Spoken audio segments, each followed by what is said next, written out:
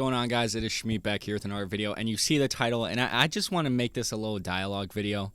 There's really not much background to it because this has been on my mind for a while. It's how much we can really rely on Lamelo Ball for not only next season, although next season is going to be a pretty exciting season, seeing we sign in free agency, as you guys can check out my latest video on our biggest need as a center position, but not only for the next season, but for the rest of the seasons to come.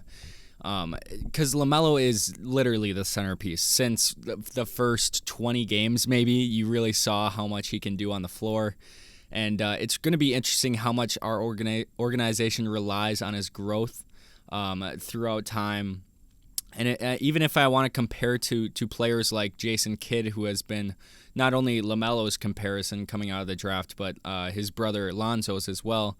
Jason Kidd had an all-star season, his second season in the NBA, making that Brooklyn team even better. And if Lamelo can replicate that and be an all-star in the second season, that would be amazing. But even if we look at his stats, I'm just going off of what I remember. It was 16 points a game, 6 assists, and 6 rebounds. I project maybe a 20-point per game season next season, maybe not.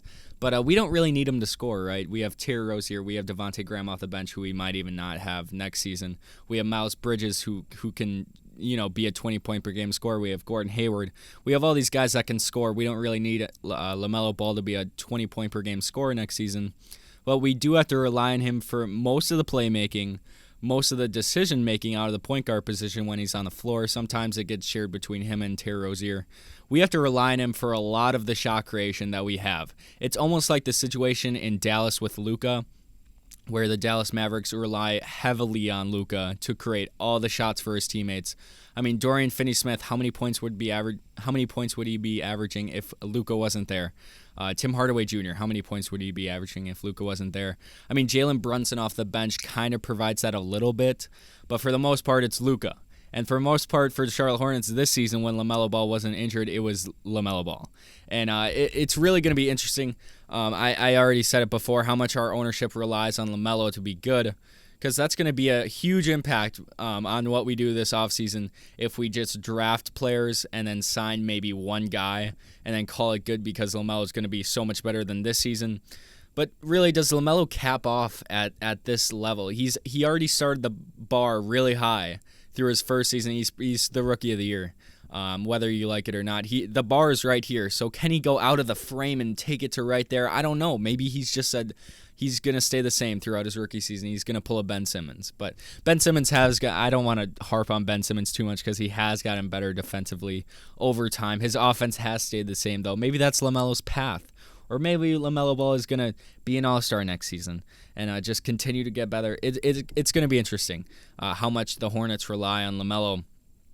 And that's pretty much all I wanted to talk about, because there's really nothing going on in the Hornets news right now other than us re-signing the coach last week and just players making statements throughout the week. PJ Washington just said he wants to start streaming Warzone. So that's the news that I got this week. So I just want to make this video. If I want to talk briefly about the NBA as a whole, because I think there's more important things going on than the Charlotte Hornets as we are in the playoffs. 76ers are up 3-1 versus the Wizards. That game's probably going to get wrapped up.